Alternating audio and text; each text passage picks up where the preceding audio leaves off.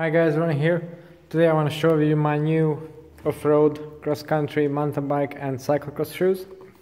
So this is the Giro Empire VR 90 lace-up shoe model, and it's Giro's high-end off-road shoe designed for cross-country and also cyclocross riding.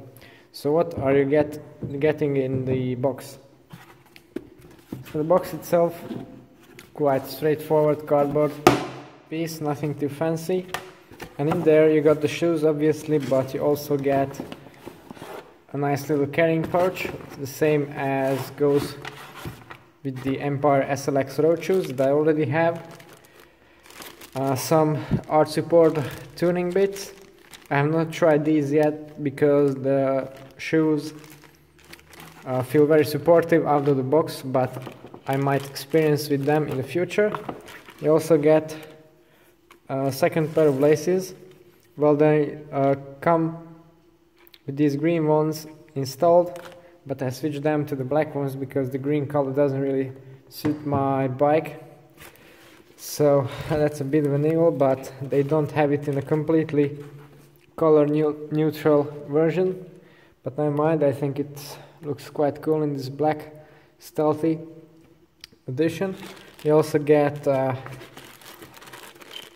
couple of toe spikes for cyclocross with a tool to mount them, so you get basically all you could ever need, except the cleat, but that comes with the pedals, so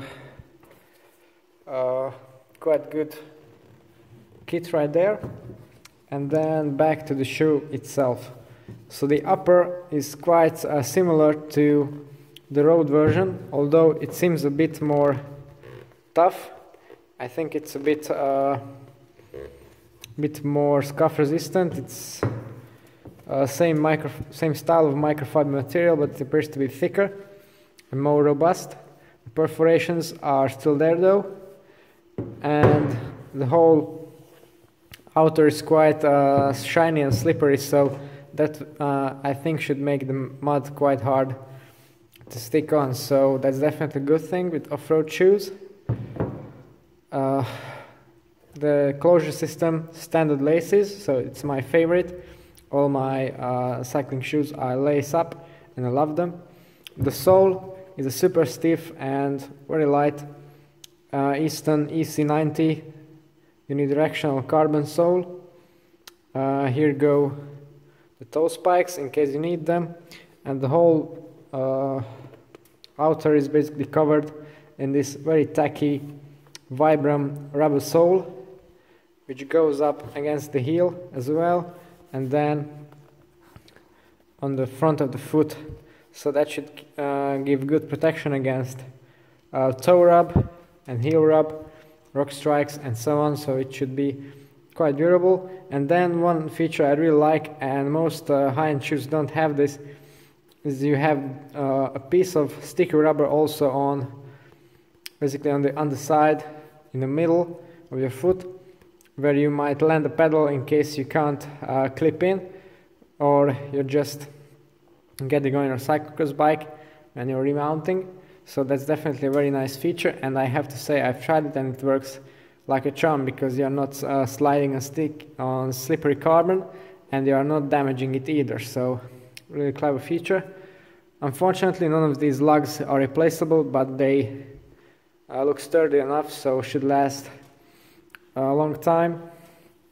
The graphics are quite subdued, but I think they're also quite well visible in case you use these for commuting or such. The fit of the shoe is actually quite different to the road version. These have much more plush and supportive feeling. The padding seems to be more dense and there's also more of it. So overall the shoe fits, well, it fits the same size and the same, well, general dimensions are the same, but it just seems to be more of a luxurious plush feel than the road equivalent. I think it's because they weren't really trying to hit such a low weight target in here, They're still very light because of the laces, but the feel of the shoe is much more luxurious and supremely comfortable, I have to say. This is probably the most comfortable shoe I own, whether it's a cycling shoe or not, so definitely high praise. And I have to say I really love the fit and how they perform on the trail. The shoes have this little tab that you can pull them under to keep them secure, but I prefer just to tuck them inside the shoe at my ankle, and it's much neater that way, much less chance of getting them caught in the chain rings or so. The sole has quite a low stack height for an off-road shoe, so that's nice. The pedaling feel is quite direct, and of course it's super stiff, so that makes walking a bit harder than, say, a pair of cheaper shoes or for not race-oriented shoes. But yeah, the rubbery tread makes kind of compensates for that. So the cleat is also quite exposed, so clipping in isn't a problem, and it should be okay with mud clearance. I haven't ridden these in very wet conditions yet, but I think this upper should be quite resistant to being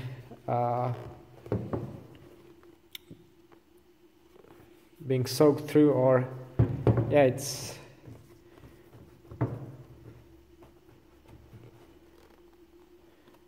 quite resistant to mud buildup, maybe apart from the laces themselves, but the perforations really should be the only place where you can get the water in, but they are quite small in diameter, so there's good potential to keep your feet dry in there. So overall I'm very happy with these shoes. If you have seen my earlier video, I wanted to get the Physique N3Bs originally because of their boa dials and their all black design, and in the end I couldn't get them in my size and I had to get these, but I think I'm better off with these because now all my shoes are with laces, and the Physiques didn't have this little bumper, and I think for cyclocross that's going to be very, very useful. And with the Physiques you also don't get the toe spikes included, so, and neither do you get this little carrier pouch or spare bow dials. In this case you have the spare laces, so you are well set. Okay, so this is a quick review of my new shoes. If you like to see more videos about high-end cycling related stuff and bike tech, then don't forget to tune into my channel and subscribe. It's all for today. Thanks for watching and see you next time.